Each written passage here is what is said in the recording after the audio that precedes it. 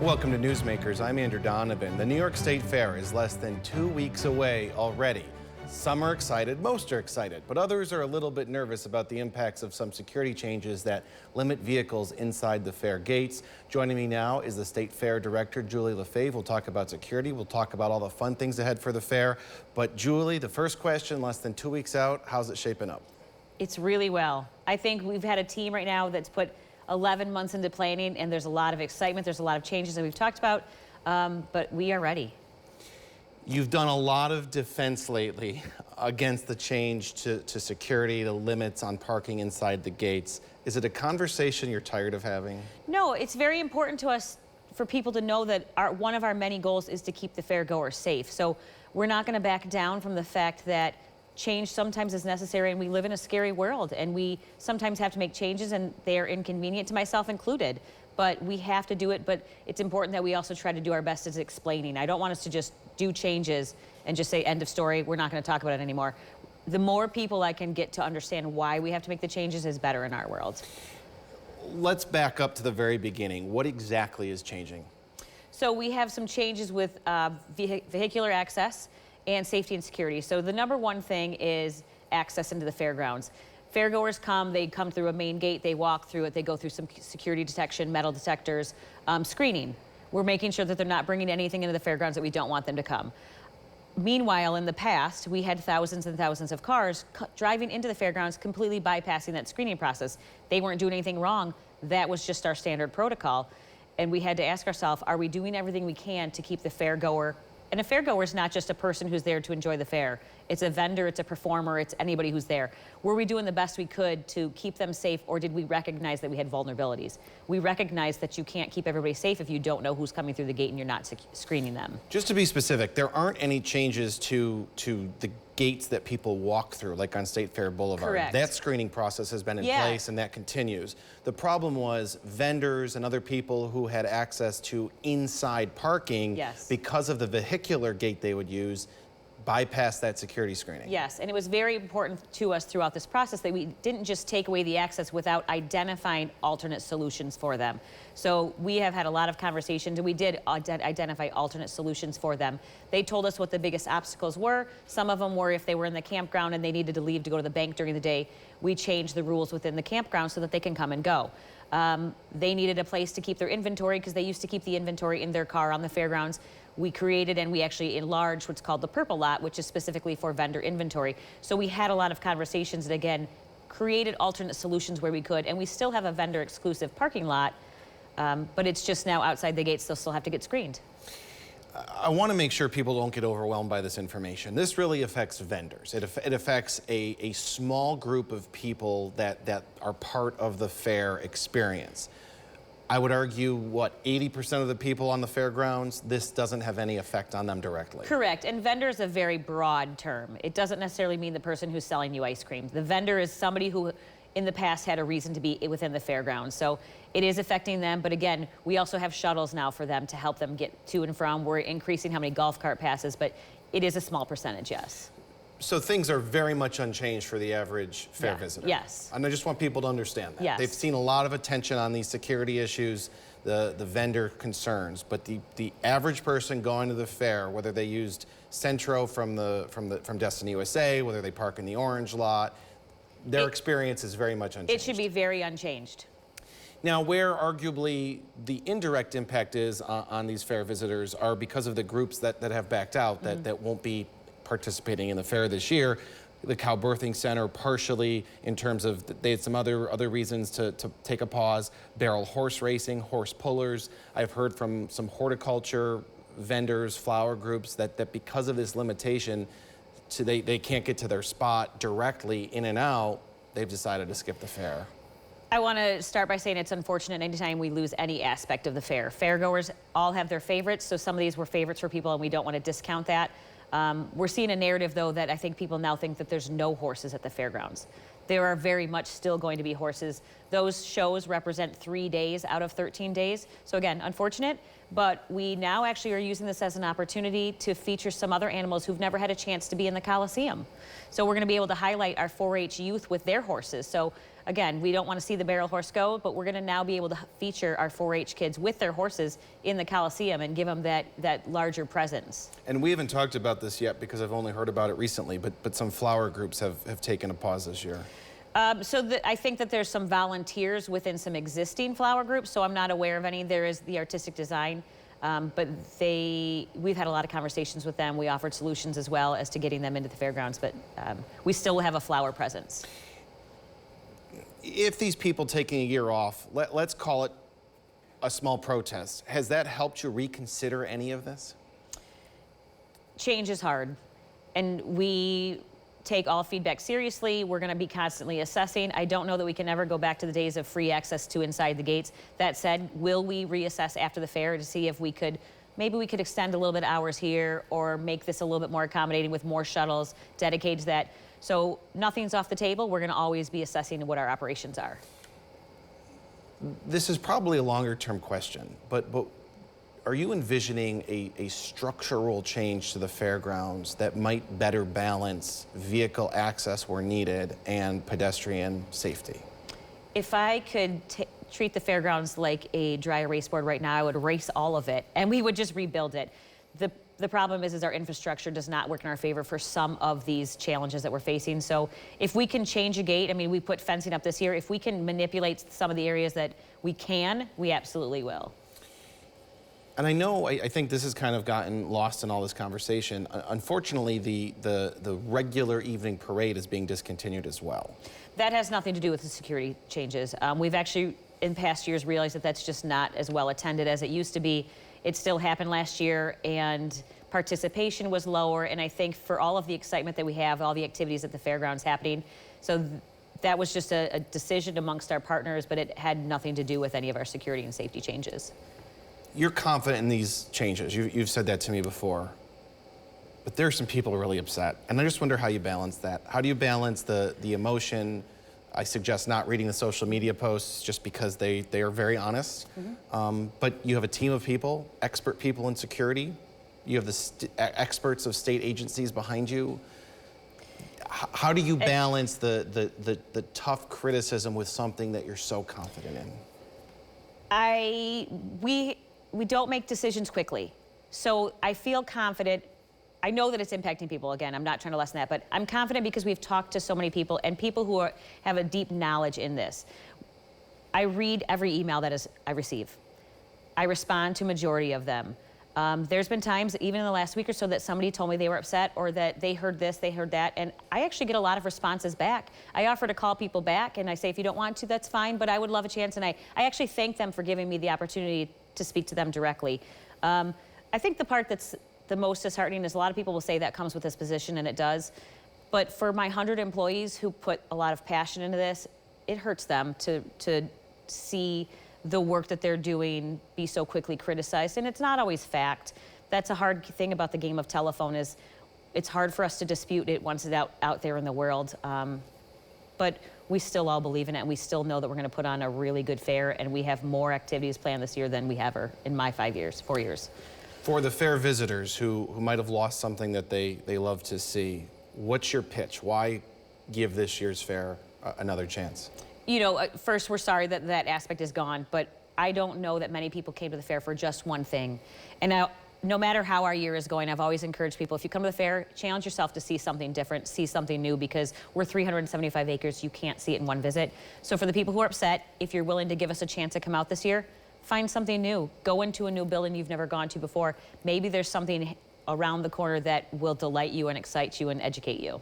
I can promise you that I've covered the fair now for, this will be my 14th, I think. I have not seen everything. It's hard. And so you're right, you can't see everything in one day. I work there 12 months a year and I can't see it all. All right, we'll take our first break. More with the fair director when Newsmakers continues.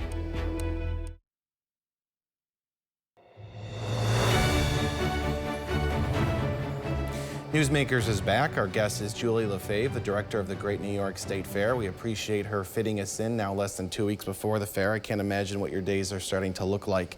Another change to the fair this year when it comes to how some fair visitors might experience it is the longtime Red Cross charity lot that was across from the former Crucible building is being discontinued. The Red Cross made that announcement last week. It's been very successful over the years. It's a tradition for some people parking. It was great access to some of the gates. The Red Cross made a lot of money. What can you tell us about why this lot isn't returning? Unfortunately, I don't have a lot of details about that. All I know is that we were contacted this spring and told that no one was going to be using the lot and that it was offered to us to see if we wanted to. We recognize that the fairgoer needs every parking space available to them. So hearing that it was already decided that no one is going to be in the lot, we took that opportunity, and that's what we're doing right now. But any other information, we weren't involved in any of those conversations. One thing I learned about in researching this is it is a New York State DOT lot that I guess had loaned the space to Crucible for a number of years, and Crucible loaned it to the Red Cross. And now it sounds like the DOT is basically allowing the fair to use it. Is that a fair assessment? So that's our understanding as well. So again, because those conversations were between other agencies and other entities than us, that's why I don't have a lot of the background. There is another charity lot this year, though. Beth Baldwin for the Baldwin Foundation has been gifted space down the road from you at the Flintstone Cannabis Dispensary. So that lot is now a charity lot. A different lot, different group, but maybe people can find a new tradition. Fairgoers need parking. We're all in favor of it. All right, a lot of fun stuff to get to because you're working hard on pulling this fair off in 2 weeks.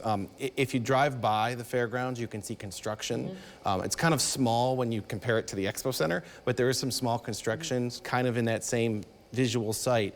It's a new FFA building. It is. There used to be an FFA building. It got torn down because it had just outlived its life.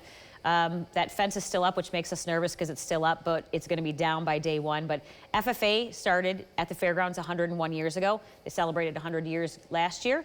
They have an annual conference every May, so not only is FFA going to have a permanent home every August, but every May, 1,000-some FFA New York youth are going to be descending upon the fairgrounds and have a second home.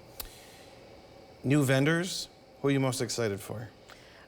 It's not just new vendors, but some of our longtime vendors who keep requesting to grow. And I think that's a great statement of how we're doing. But so we have Chocolate Taps in the eatery. They've requested to grow, and we have the space, so they're going to grow. We have. What is it? Wait, I love Chocolate Taps. So what does that mean? They'll have more space in the eatery? Yeah, they're actually going to double their footprint. Or it is. It's right now, and I've seen it. It's gorgeous. They've really done a great job decorating it. I think the line always tripled the footprint to begin with. So yes, now they'll actually have more counter space. Yes, so that's really exciting. Again, anytime our current vendors had such a great year the year before that they've come back and asked for a larger piece, and that happens a lot the last few years. And if we can make it happen, that's a win for everybody. Santillo's, who's been a long-time vendor at the fair, they have a new stand this year. Pizza Frite has a new stand this year as well, and they're doing new products. It's not just a duplication of what they're already offering, so new products. Funkin' Waffles here in town. I don't know that they've had a fair presence. If they have, it hasn't been in a long time. They're coming, and they're now bringing nightly music as well, so more entertainment. We have an all-vegan vendor. We have honey puffs with chocolate. We have pickles on a stick and pickle platters and everything. So there's just a lot of new vendors coming. Santillo's is the sausage stand that's at the corner of the Dairy Products building. And do you know where their second location will be? I don't offhand, but I also can't give away all the secrets. You have to come out. That's true. I'll be out. You know that. Inside the Empire Room, which the Empire Room was vacant last year, but this year, Michael Green, who operates Harvey's Garden, is opening basically a satellite Harvey's Garden in the Empire Room. Yes, we're very excited about this. It's the Pour Your Own Beer Wall, and I think he did a little snippet of it this week and showed people that. So he's going to run the bar and the patio. He as well is going to bring in some entertainment. But the Empire Room itself I don't think we need food in there, meaning it doesn't need another restaurant. There's so much food in the fairgrounds, but I think people need the shade. They need the air conditioning because we don't have a lot of shade. So we're going to program it. Michael's going to do any alternate programming he wants to in conjunction with us, but there's going to be a Bills pep rally, rock and roll bingo, silent disco, an emo DJ night, Taylor Swift day. There's going to be so much programming, and the best part is it's all free. What are you wearing at emo DJ night? Because you're usually known for your bright colors. I don't know yet, because the emo night's right before Shrek rave, so I don't know, maybe Princess Fiona, some iteration of that. The complications of being the fair director, having to decide your on-theme outfits. Pizza Freet's going to have a third location? They're going to have a location right next to them, but it's not going to be what they already have been selling. So they've expanded their space so that they can expand their offering? Yes. Wow. Okay, great.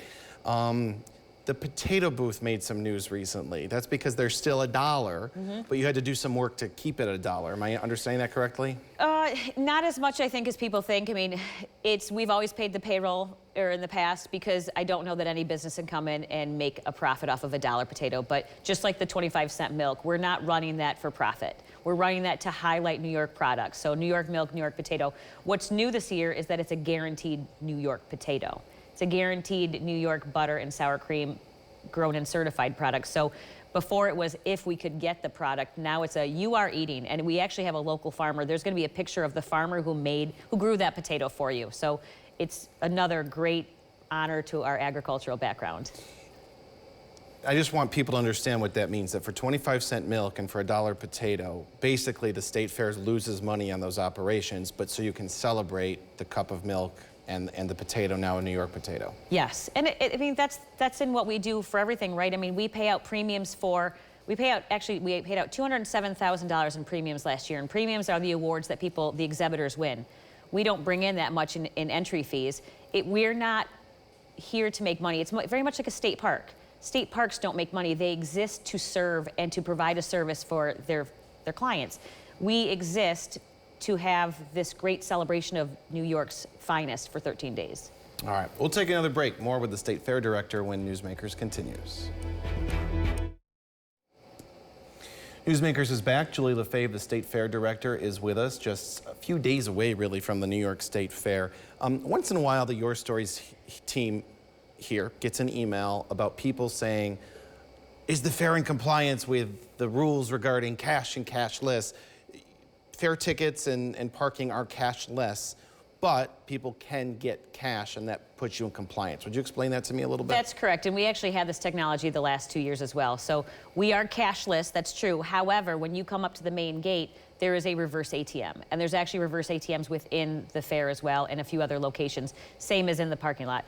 But if you have cash, you can put your cash in there, get a card, no fees charged to you, no fees assessed, use that card then to purchase a ticket.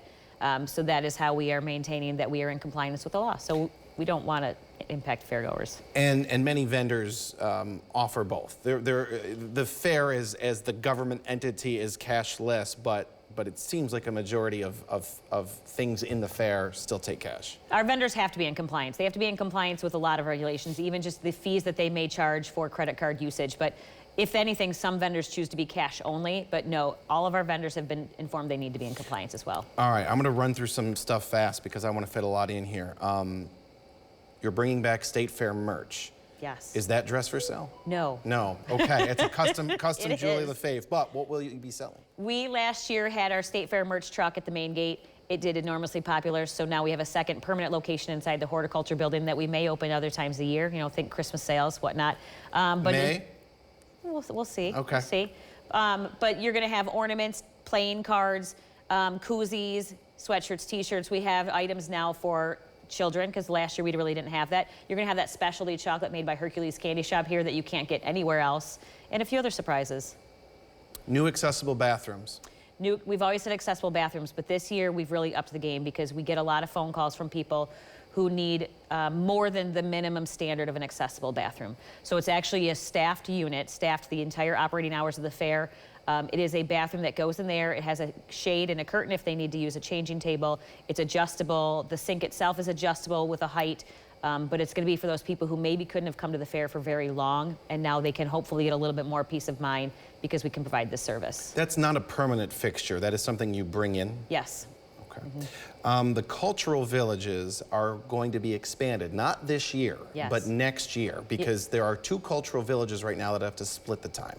Yeah, and that's not an easy thing to do, right? Because fairgoers may only be able to come one day. And our commissioner says it best. He wants every fairgoer to have the same opportunity to experience everything no matter what day they come. So next year, you're going to have a permanent Asian village for 13 days, permanent Latino village. You're going to see signage. It's not going to be a surprise where they'll be located next year. We want people to know so they have a year to know where they're going to be heading next year.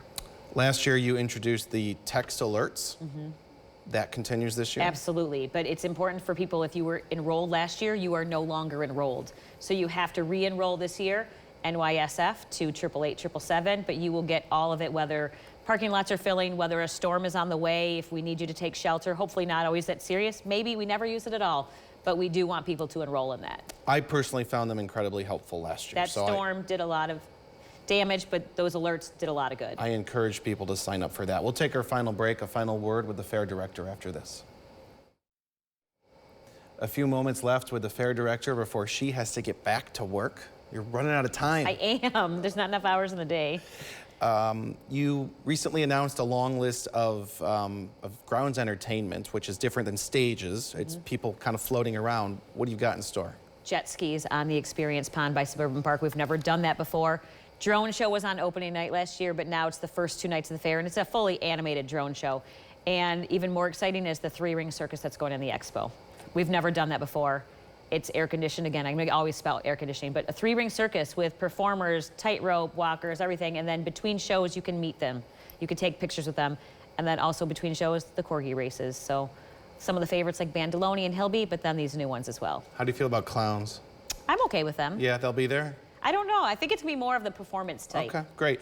We talked about the text alerts, but real briefly, your app is important to download too. Yes, the app, we also can send push notifications out to the app as well, so if you're not on the text alerts, but the app will help you plan your day. There is so much happening. At any point in time, there might be 15 things happening at that same time, so it helps you pick where you want to go. And if you missed it, you can check the next day when you're coming back to make sure you get it. Julie LaFave, thank you so much. Thanks for having the conversation with us, the tough stuff and the fun stuff. I appreciate it. We look forward to seeing you at the fair. Thank you, Andrew. All right, see you soon. Bye. For all the hardworking people of News Channel 9, we'll see you at the Great New York State Fair. We'll be there again. Have a great weekend.